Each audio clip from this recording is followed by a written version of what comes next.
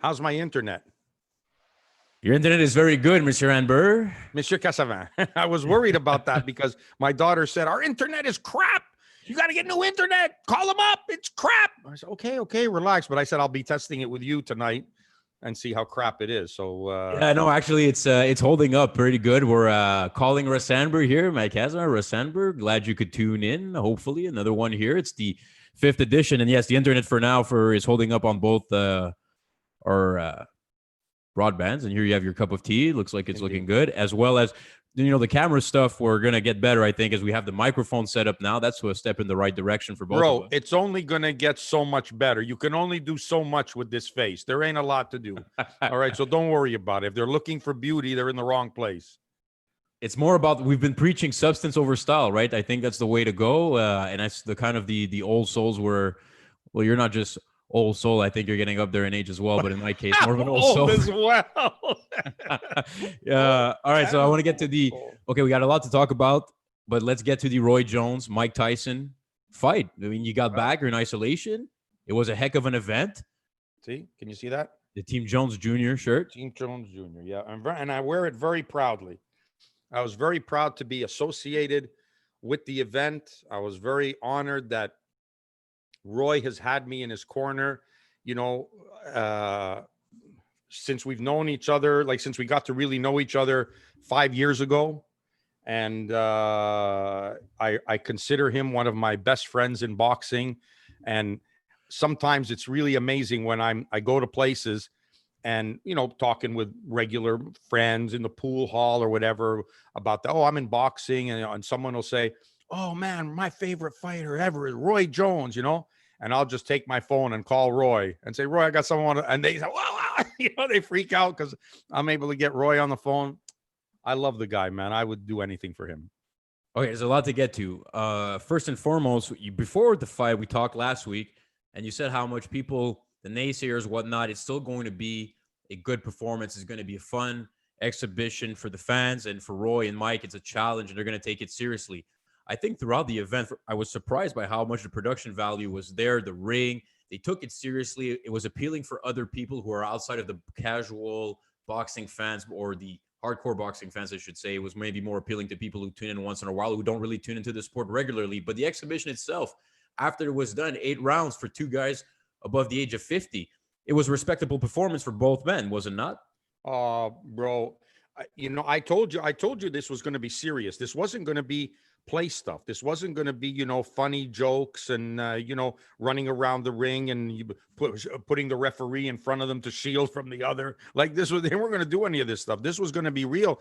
And I think it turned out to be.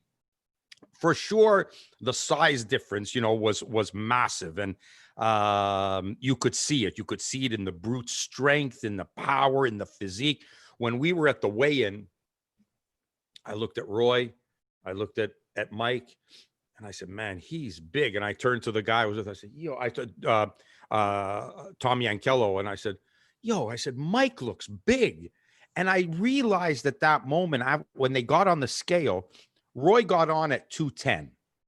Okay, he's in his 50s, right? He doesn't train every day, or at least, over the last years, he hasn't trained every day. You're going to put on weight for sure. Every human does. He gets in at 210. Now, let's arguably say his prime fighting weight, even though maybe he was best at middleweight or super middle, but his championship years, as people remember him really, his legacy years, is at light heavyweight. So his weight was 175.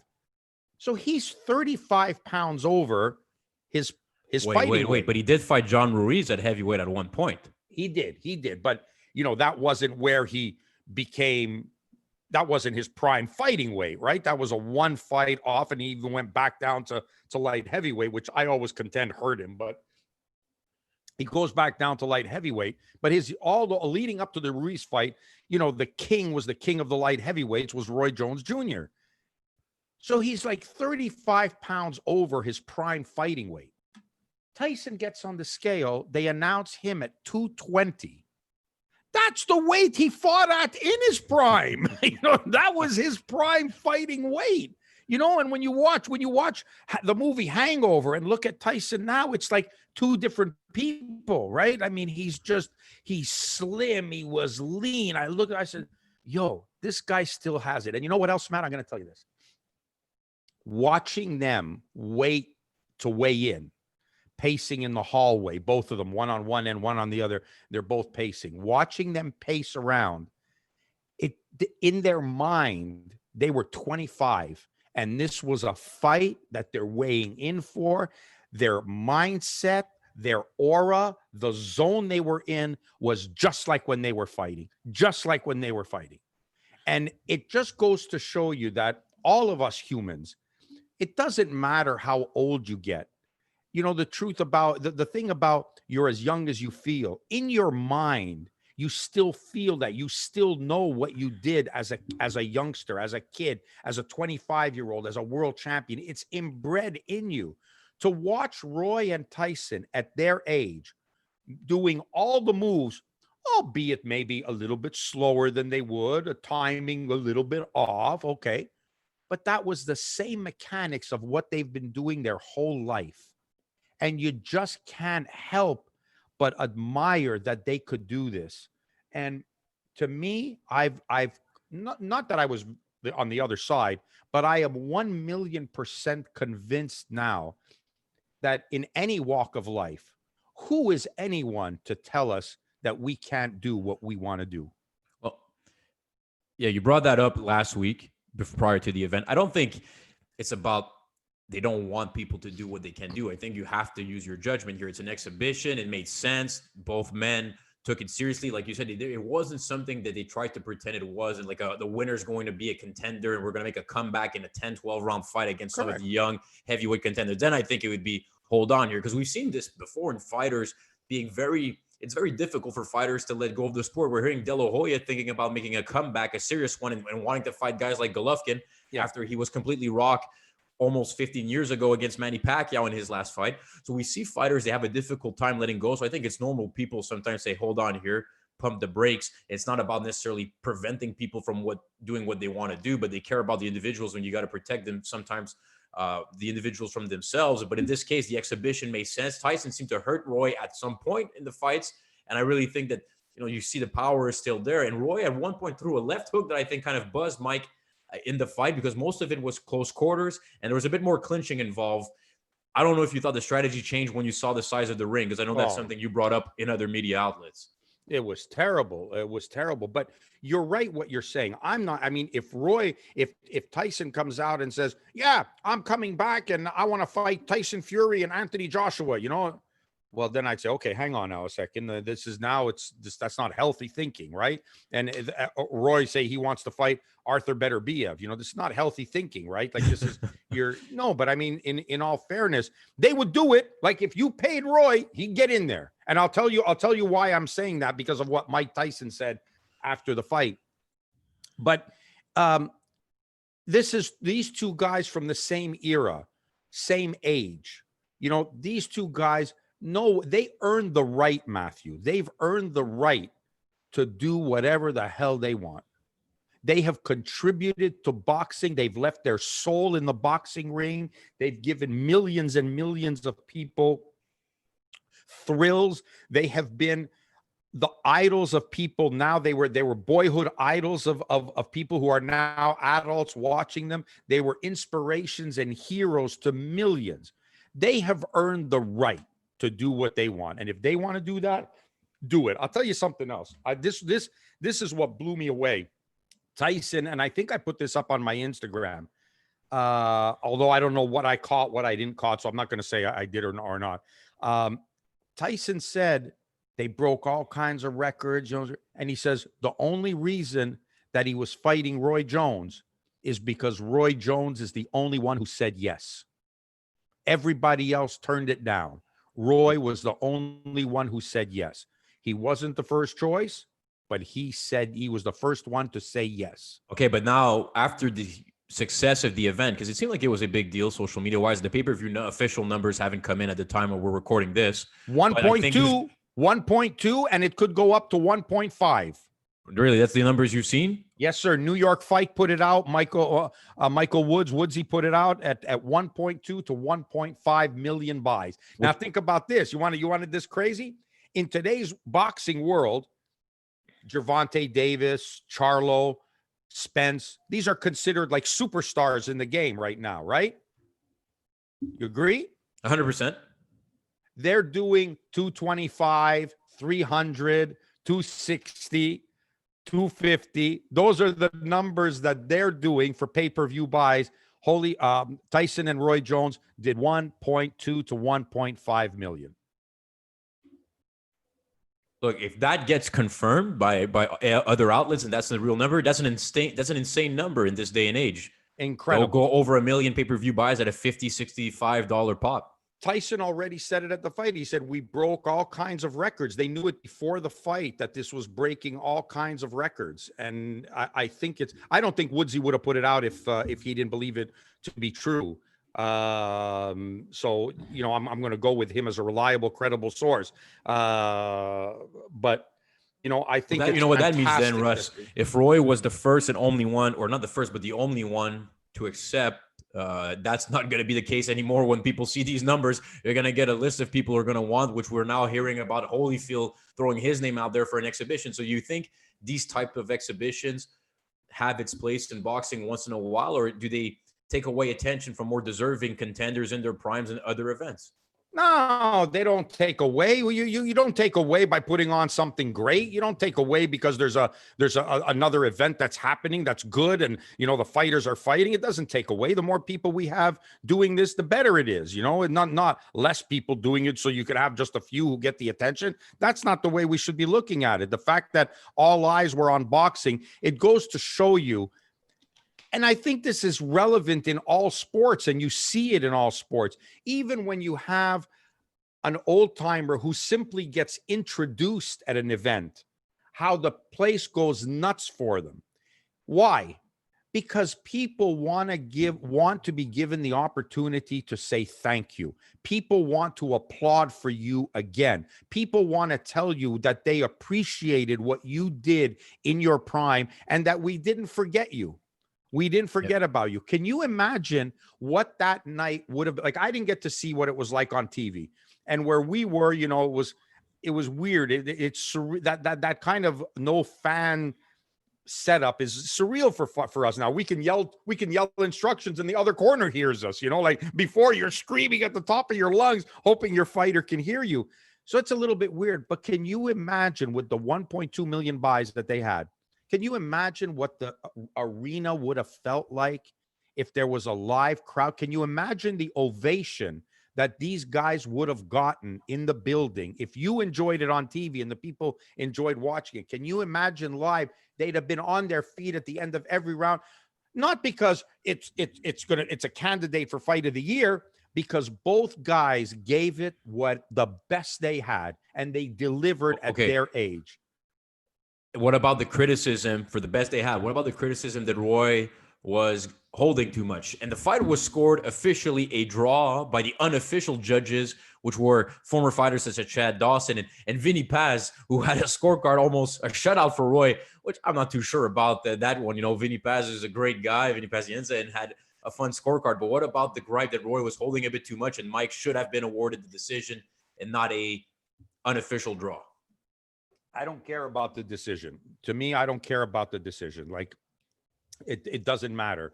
I'm glad that to me, it was an inspirational performance from both guys. Now, the holding, the inside fighting, I got to tell you, we made a switch in strategy in the dressing room. Like, it changed in the dressing room as to what we were going to do, because it's funny how things happen. The night before the fight, me, Roy, and Tom Yankello were in Roy's room, and we were watching videos of Roy training. And Roy did some good sparring against some good pros who were imitating Tyson to the T. Like, they were doing all the same things that Tyson was doing. And I said, oh, and Roy looked good. Roy's throwing shots, making combinations. He looked really good. And Tom said, and that's in my small ring at my gym, which is a 16-footer. He says, we're not going to have that problem tomorrow. So I thought, oh, that's good. So basically, hit, step away, as long as Roy can get that third step away, that's good enough. When we got to the venue and we saw the ring, which I don't understand how come that wasn't something that was negotiated, when they were doing the fight, because obviously this was done for Tyson. But when I saw the size of the ring, we all said, okay, well, there's not going to be any room for you to 3-4 step away, throw a combination, get away, because you're going to get away. You're going to be right on the ropes. You're going to take 2 steps. You're in a corner or you're on the ropes. There's no room to get away. Even backing away from shots, 2 steps, you're hitting the ropes. He throws 2 jabs. You're right against the ropes. We can't do that. So we have to change it that if he comes, tuck inside on him, tie him up. Don't give him room to get that leverage. And that's what. And at times, the times that it was most dangerous was when Roy was trying to pull away and give that distance, try to get that distance. And Tyson throws a hook, and one time, one really hard shot, bang, and he picked it off on his hand. But when that hand came up, I was so happy he picked that off because that had KO written all over it. He threw it with some bad intention. So the ring definitely changed something, but you got to do what you got to do. We couldn't just stay there and lay on the ropes and let Tyson fire away. There's just maybe no way. the new strategy in a way helped, because cardio wise, I'm not sure Roy would have been able to move as much as he would have liked for 8 rounds. He seemed to be, at the end, both men seemed to be tired. I mean, 8 rounds, even if it's 2 minutes, it's not an easy thing to do. It's definitely not an easy thing to do, but I think the trying to control Tyson on the inside, trying to hold on to a bigger guy. Tyson was doing some holding as well. So Roy's trying to pull his arm out because he's trying to hold him and hit him at the same time. So they're both tugging and pulling at each other on the inside. And let's face it, Tyson's comfortable in there. He's comfortable getting his head in you. He headbutted. They clashed heads 3 times in the fight. And one time it really hurt Roy. He stepped back. It really hurt him, the headbutt. But that's Tyson's game is on the inside. So, I think Roy had to do what he had to do. And, I'm glad he did the 8 rounds. He came back at the end of the first round. He goes, I've never seen him breathe that hard after 1 round. And I thought to myself, we got 7 more to go. But, he's a true champion, and he started to get his second win. I think the nerves were there as well. They tried to shove us out of the dressing room early. I got into a big fight with the organizer, the TV people there, who tried to rush us out early. 20 minutes early, they wanted to. I said, no, he's not ready. He didn't even warm up. Get out. And, no, we got to go. No, you got to get out. That's what you got to go. You got to get out. So we got Roy to warm up a little, but I think that we should have had a better warm up than we did. And once Roy got his second wind, he was starting to feel better in the corner. And in the last round, we said, come on, man, you got 2 minutes left in you, and he went out there and threw some combinations and he tried to close the show, So, you got to give these guys credit, man. All you youngsters out there, this should be an inspiration to you of what these guys did. You're lazy to train. You don't want to go to the gym. Look what these guys did. It's a great point. And what about the social media reaction? Some people saw on the cameras on the Triller pay-per-view, you and Mike having words at the end prior to the decision, and people were kind of assuming a bunch of different things. Can you explain? Can you clarify what happened after the fight with you and Mike? Absolutely. I was really proud leading up to the fight that pictures were emerging of Tyson in training wearing the rival sparring gloves, the RS1 sparring glove, which has been our, crown jewel since we started the company. It's virtually remained unchanged since we started the company, and lots of great fighters have worn it. And, when I saw Tyson wearing it, I know he didn't get it from me. He got it somewhere. I don't know where, but I know that he's wearing it because he liked it. Right. So after the fight, I went into the corner and I said, Mike, I just want to ask you, did you like the rival sparring gloves? He said, I love them. They're the best. I said, oh, that's good. He said, I said, well, I'm rival. He said, man, you were supposed to call us back. I said, what? He said, yeah, you were supposed to call us back. I wanted to wear your gloves in the fight. He said, I gave up Everlast for you. He said, I wanted to wear your glove. And then his coach jumped in, Billy, and said, yeah, we called you. You were supposed to call us back. I said, guys, really, you never called me, yeah, we called you. I said, no, you didn't. I said, oh, well, we spoke to your representative. I said, what representative? Who did you speak to? I don't know, but it was your representative here in California. I said, I don't have a representative here in California. You know, like we have our office in Vegas. I got my office in Montreal. You never spoke. He says, what's your name? I said, Russ Anber. He said, oh, it wasn't you. I said, no, it wasn't me. So he says, okay. He says, come by the dressing room. He says, come by the dressing room later and we'll talk and we'll exchange numbers. So I went by the dressing room and I don't know if you'll be able to see that. See a nice picture of you and Mike. So me and Iron Mike there in the dressing room with the gloves that the backups that Roy wore. So the amazing tribute to Kobe Bryant. Yeah, it was really nice. And we went back into the dressing room, exchanged numbers, and he really liked our stuff. So that's that. I've always said one of my favorite stories of rival equipment is Anthony Joshua, who chose to wear our gloves before I even knew him. Like, we didn't even know each other. He had worn sparring gloves by us. All of a sudden we saw pictures of him wearing sparring gloves, which he bought, just bought them. Wore our gloves for his championship fight and then wore them after that because he liked them. And Tyson wearing the gloves, and I put out a tweet. I said, he wears them because he likes them. Like, and he told me he liked them. So that meant a lot to me that he wore the gloves. We'll have to work something out if he does make another exhibition bout. I'll take care of him this time. Which leads me to, we mentioned the pay-per-view numbers, and there's a lot of people who think it's not just because of the Tyson Holyfield, or Tyson Roy Jones in this case, I should say, and wanting to tip your cap, wanting to see them again. And I think there's a large part, they were the driving force for this pay-per-view. But I got to get to Jake Paul. I don't want to talk about so much of the fight against Nate Robinson, whether or not it should even be allowed, but there seems to be two schools of thought. We should talk about that, but anyways, okay. There's two schools of thought for these celebrity boxing events, these celebrity boxing matches, which is not the first one, but this one gained a lot of steam on social media. Is Jake Paul good for the sport? For people like us, Russ, we don't, the boxing purists, the people who tune into boxing week in and week out, we don't want to see people who just claim to be, athletes and are comfortable coming into the sport that is supposed to be professional boxing and it's a sweet science and they just want to fight because they know they can make money. You don't really see it in other disciplines where you can just go into the Australian Open in tennis and be a celebrity and be involved in the major tournament, right? So I think you agree with me. We're the school of thought of, we don't want to see this, but we're kind of the get off my lawn crowd of people who say, listen, you should embrace this because it draws eyeballs and it brings new fans to the sport and it's a good thing. So overall, your thoughts on a guy like Jake Paul or these celebrity boxing matches? The Paul brothers seem to be the first ones doing this. Good or bad for the sport of boxing? Look, you're right. There's two schools of thought of how you look at this. But I don't think it's ever bad when eyes are on boxing and guys deliver. You got to give you got to give credit to Jake Paul. He comes out and he comes to fight. He fights hard. I mean, for sure, the fight with KSI, another YouTube guy, was a real competitive fight. Like, if we would have seen that as an opening bout on a 4-rounder between two guys that you never heard of, you'd say, hey, these guys put on a great effort. What a fight. These two youngsters, oh my God, they fought their ass off. We'd be thrilled to death with the performance they put on. I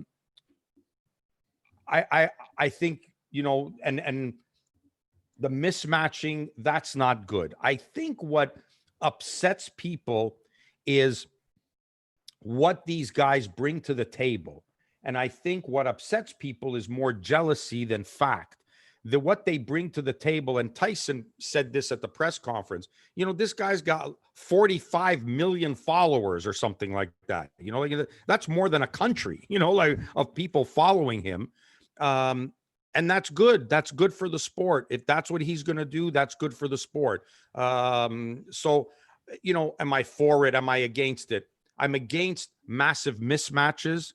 I'm against Nate Robinson being allowed to have been given a pro license and be subjected to that kind of, life-threatening situation of being in the ring, doing that. He had no business to be in there to do that. Yeah, go ahead. Okay, so this brings up a good point, because a lot of people have been writing on social media, and even people have been telling me, well, it's a professional athlete Therefore, the transition to another sport like boxing. Please. And this brings me to a point where, please. yeah, how many times, Russ, were people at Ring and E3 back in the days would come into the gym, they would go to you or Neil Thompson was one of the coaches there and say, hey, I want to be in the ring. When am I getting into the ring? And they had never stepped foot into a boxing gym. In a week or 2 weeks later, they're asking when they can spar. They're asking when they can fight. And how much your approach of taking the sport seriously. How long did you make guys wait before they were actually even allowed to spar if they had no boxing experience? First of all, anybody who asked that didn't get that option because, they weren't there. That was just talk. They weren't good. The ones who didn't talk and did their work, they didn't have to tell me they want to get in the ring. It's okay. Your turn. Now we're going to practice this, get in the ring, and they get in the ring and practice something. But these guys aren't doing it for a career. Okay, let's understand. This is not for a career. This is not amateur kids trying to start off and have an amateur fight. That part of it bothers me. That this guy calls himself a professional athlete. He's a basketball player. That doesn't qualify you to be a professional boxer. And the fact that athletic commissions gave a license to a guy who based on zero, based on nothing. So technically speaking, your precedent that you set, the guy's heartbeat, he passed an eye test, he breathes on his own, gets a license. That's the criteria. So wait, Jake Paul, what's Jake Paul's criteria? He doesn't have an extensive amateur background. He had one fight before. And it's not the KSI, by the way. KSI won, that was Logan Paul, his brother who fought. Sorry. Point being, two guys who, because they came with such fanfare into a professional ring, I think that's what the boxing world is mad at, that these guys, these YouTubers are coming in and taking my spot, but they bring something to the table. And a promoter wants guys who bring something to the table. You could be the most decorated amateur in boxing. You turn pro. Rigon Diao is a perfect example. One of the most decorated fighters in boxing. One of the best amateurs of all time. No one wants to sign him because he doesn't bring anything. He doesn't bring that wow factor and say, guys, oh my God, you got to see this guy.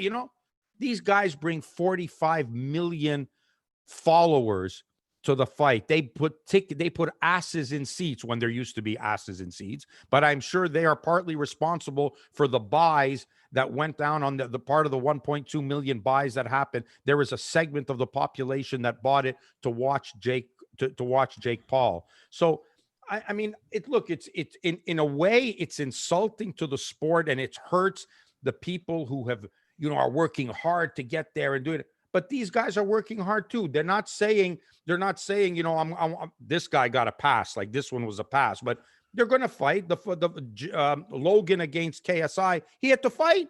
He fought and he lost. He had to fight. It was a fight. They got knocked down. They got hit. Like I said, if they weren't two YouTubers, we'd be saying what an entertaining opening 4-rounder. So I'm with Mike Tyson on this one. I think we need to embrace it. People want to come in. Boxing is the red light district of sport. We take on anybody. We accept anybody, let's go. We're liberal. We're left wing. We're, bring them all in, it doesn't matter. Anybody can come in. Hold on. You just complained that they gave the license to Nate Robinson, and now you're saying bring everybody on. No. But that's where I was going to stop. But there has to be a certain criteria as to who can get a license and to me, there looked like a massive size difference between the two. When I first saw the training videos of Nate Robinson, I watched 5 seconds and I said, there is no way. There is absolutely no way this guy is going to survive. It's impossible. You just have to look and you can see it. And I'm not trying to be disrespectful. It takes time to be a fighter. It takes time to learn this skill. So, that the athletic commission awarded the license flippantly or approved a match that they shouldn't have approved because the caliber was just not, that's bad. And when you think of, all the headaches that matchmakers have to go through when they're making a fight and hoping the commission approves a match, and then you approve this, that just makes the commission look bad. When you have a commission that tells you, listen, you got a little too much Vaseline on there. You worried about the Vaseline? These guys are beating the hell out of each other with baseball bats, and you're worried about Vaseline. And you're the guy. You're the same commission that gave this guy a license, a pro license to make him a pro fighter. No. But if you put Nate Robinson in with somebody that was like him, a beginner, like he would meet in an amateur fight, if Nate Robinson was in your gym, you'd be calling up another gym and they'd say, yeah, we got a guy. He's 27. He's 28. He never had a fight. He's I don't even think they were good enough for most amateur fighters who've trained much more regularly than Nate Robinson, who might have trained for only a few months. But you would have found an amateur who's been in the gym as long as Nate. You would have found someone same age, same experience. And you would have been able to do that, which happens in amateur boxing at all levels, whether you're 9 years old, 11 years old, 15 years old. When it's your first fight, they find someone who's, they try to be equivalent. They don't put you in with a guy who's had 10 amateur fights, 20 amateur fights, so that's why I think the matchmaking was bad. I think that was not fair to Nate Robinson. I mean, he got in there and he took his licks like a man. I'll give him that, but that's dangerous, and that's not something I like to see in boxing. And in any way, even if they were two pros who were former amateurs and fought, and you make this kind of a mismatch, and we see that all the time. Like if you look at fighters, their records, who they fought in their second fight, 1-8, but at least the guy had 9 fights. He's been in there, he's somebody. He's been in the ring. This guy hadn't, and we put him out there on a platter to get beheaded. Okay. It's not fair. I want to get to Spence Garcia this Saturday night in a moment here, but final point on Jake Paul, because there's been now traction, of course, of celebrities. They think this is going to be a new thing. If Tyson gets another exhibition or maybe some other event, Jake Paul or Logan Paul, they'll be involved in these celebrity events. What about an NHL player who has an amateur pedigree in boxing and is also somebody who fights in his professional career in the NHL, where you actually can fight compared to the NBA? Evander Kane is a name who's got a great first name. Throw a tribute to Evander Holyfield. What do you think a guy like Evander Kane, who has an amateur boxing experience at a younger age and has fought in the NHL without gloves and a completely different style, how long do you think he would need to train, or do you think he would be in a better position to defeat a guy like Jake Paul? Look, you would, based on the resume you've given me, you'd have to say, yes, he would be in a way better position than Nate Robinson. How long would it take? Matthew, I can't answer you that question without seeing him in the gym. I saw Nate Robinson for 5 seconds and I knew he was not ready. Mechanically, technically, quality of punches, positioning, balance, stance, nothing other than having the left glove on the left hand and the right glove on the right hand. Nothing was right. Nothing. So but Evander Kane, if you want me to take a look at him, say, okay. George Larac asked me the same thing. George Larac, former NHL tough guy, has some amateur boxing experience, has trained. He asked me the same thing. How do you think I would do? I said, I can't answer you that till I see you in the gym. I got to see you to know that you can handle not punching a guy, but what you're going to do when the other guy punches at you. And that was the problem with Nate Robinson. He didn't know what to do when someone was punching at him. So he lifted his head in the air and started to throw punches, and bang, got nailed. That's something that should have been fixed in the gym. And obviously they didn't have enough time to do so.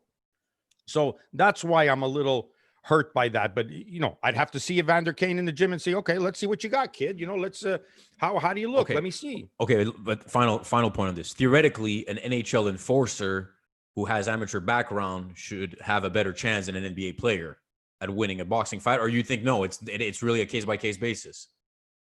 I think it's a case-by-case basis. I think technically he should. He has an amateur background. So, but I mean, I don't know what his amateur background is. Just say he was an amateur. Okay, but how good was he? Because believe me, you have bad amateurs just because you're an amateur. The same thing when a guy says, yeah, I'm a pro fighter.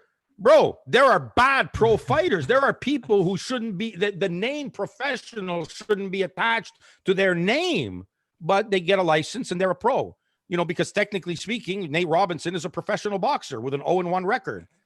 Yeah. Hey, like you haven't even turned amateur and you went pro. You weren't even a gym member yet, let alone an amateur fighter. So that's why I say, okay, let's see if you're telling me he's trained as an amateur, what gym did he train at? How good was he? Did he have any fights, as an amateur? Then I say, okay. And then you would think that should translate that should translate into success in a boxing ring. Two guys who definitely are professionals, deserve not only by name, but with their records and with their pedigree. They'll be facing each other at 147 pounds this Saturday. Errol Spence, Danny Garcia, a pay-per-view event, which I don't think there's any chance it makes 1.2 million pay-per-view buys, but it's going to draw a crowd, especially the boxing people, and they've been getting good push on the Fox football broadcast, which draws a lot of eyeballs. Errol Spence is 26-0. He has 21 wins by way of knockout. It's his first fight since last September when he defeated Sean Porter in an excellent fight, action-packed fight. But he had the big car accident, and we haven't seen him since. And it's almost a life-threatening car accident, which is not an easy thing to recover from. And he's facing someone in Danny Garcia, who's a legit top 5 welterweight, but maybe is escaping that big signature victory of the last few years. And although comes as an underdog, I think he's a live dog against an Errol Spence. Even if Errol Spence is at 100%, I think Garcia has enough power and counterpunching ability to create issues for Spence. Your thoughts on the fight? I'm trying, as you were doing your preamble, I was trying to think of fighters who have come back. And of course, the most significant comeback in boxing, that we think about is Muhammad Ali coming back after 3.5 years. And when he came back, the first opponent he had was Jerry Quarry. Now, people might say, yeah, Ali blew him out of there. That's a tough fight for 3.5 years out. Your first one back is Quarry. Your second one back is Bonavena. Your third one is Joe Frazier. You're fighting iron there. When George Foreman came back after being out of the ring for 10 years, he didn't come back and fight Jack the Giant Killer. He was slowly getting his groove back, getting his feet wet. He's slowly getting back into it before he moved up and landed that famous right hand, which prompted Jim Lampley. I love the call. That one of my favorite call, Fang, and he said, "It happens. It happens." And when Foreman won, that was a cheer for the old folks. When Foreman won that against Moorer. But he didn't fight Jack the Giant Killer when he came back. The fact that Errol Spence is coming back after a life-threatening car accident and taking on a hell of a fighter in Danny Garcia, not a good fighter, not a B fighter, which everyone would have been okay if he fought, a top 20 guy, if he fought a regular, ordinary guy, a gatekeeper type guy, everyone would have said, come on, you got to give the guy a pass. You let him get his feet wet a little bit. He just comes out of a car accident. To come back and your first fight back is Danny Garcia, bro, whatever happens, Errol Spence has my respect for doing that, because there's not a lot of guys who would have done the same thing, not by a long shot. So Danny Garcia is a tough out for anybody. You say he hasn't had a signature win. Okay, but he's been life and death with everybody he fights. There's been no oh my God, he lost every round, forget about it. No, there's been none of that. Well, no, exactly. And I think the Lucas Matisse win was, to me, the most impressive victory, because at the time, Lucas Matisse in 2013 was considered a killer, somebody who nobody wanted to face. And Garcia looked very good in that fight, wins a decision. He had the Amir Khan knockout, the Zab Judah win. Looking at his record now, and even the Sean Porter fight that Garcia had with Sean Porter in 2018, he lost officially a unanimous decision, but some people, including myself, thought Garcia won. He always seems to be in close fights, whether it's Keith Thurman, whether it's Porter. So he's never, like you said, been blown out. Never. But it's been a good 5 years that he's defeated the elite welterweight fighters. So I think that's why he's considered the underdog. But look, got to give credit to Spence for taking the challenge, like you said, coming back from that. Absolutely. No doubt about it. You got to give him credit, because to me, Danny Garcia is real. He is a real tough fight. Everything you say is right. We forget, if you forget that there was a life-threatening car accident in there, and we don't know what damage was done to Spence in the car accident, well, you have to make Spence live dog in this one. I mean, the favorite in this one. You have to. He's the guy on the rise. He's the one that's getting his building up his resume. He's hitting full stride. He's coming into his prime, looking at a potential showdown with Terrence Crawford, to unify the titles. I mean, he's a rocket. He's taking off. He's a star. Garcia, okay, had his moments, and now he's got to make it better. He's got to try to come back. He's a little long in the tooth. Bro, I mean, this is a real fight. And for He's Garcia, only 32, Danny Garcia. Yeah, I know, but like you said, all his big wins coming. He's fallen a little bit short. So you're right. He's only 32. He's not old. He's not old at all. And the thing with Danny is, I even saw him live against Brandon Rios a few years ago when he knocked Rios out over, past his prime Brandon Rios. But still, Garcia tends to fight down in pace sometimes, where he could accelerate and throw a little bit more. He really is content with countering. Errol Spence, traditionally somebody who throws a lot. Now, do you think because of the situation that Spence is coming in with maybe an unknown factor, would you try it if you're Danny Garcia? His father's his coach, has been throughout his pro career, Angel Garcia. Do you think they would say, let's be more aggressive right out the gate and let's test him? Or do you think he sticks with his strategy of trying to counterpunch and nail Spence with one big shot?